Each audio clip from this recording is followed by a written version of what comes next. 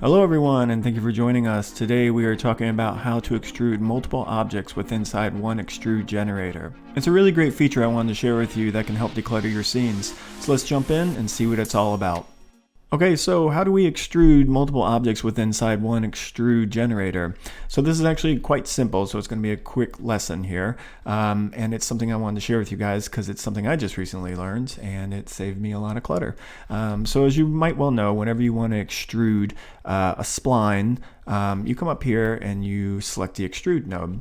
So in this case, let's say we wanted to extrude this logo, and yeah, so we would come up here and we would select an extrude node, right? And instantly Cinema's going to place 1, 2, 3 separate extrude nodes for each of them, which is fine. It's good because it gives you flexibility and you can make them look different individually if you wanted to.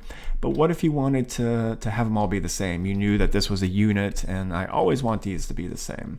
Well, ideally you would have them under one extrude node, and then you don't have to have 3 separate extrude nodes for each spline. So this is where a trick comes in. So what you do is, let's come over here and let's just put an extrude node for the Y, right? And then let's just put in the M and the plus. And you'll see right now it's only doing the top one. It's only doing the Y, and that's because it's on top. So whichever one's on top, it's going to look at first and nothing else below it. So that's where the problem comes in.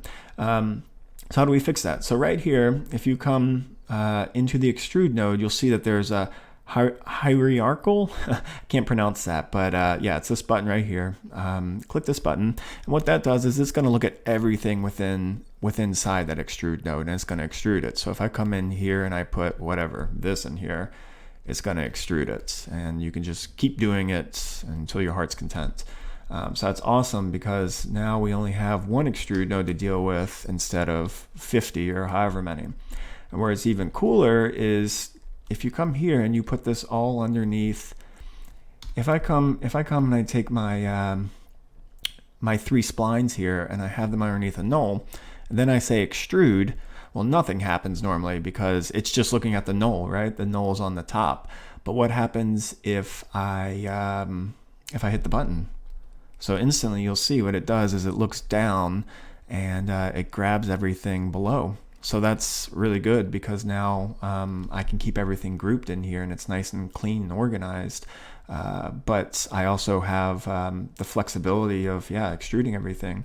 Now where this is bad is everything has the same look. So like if you wanted this Y to be larger and this M to be not as extruded, all of a sudden you don't have that flexibility anymore.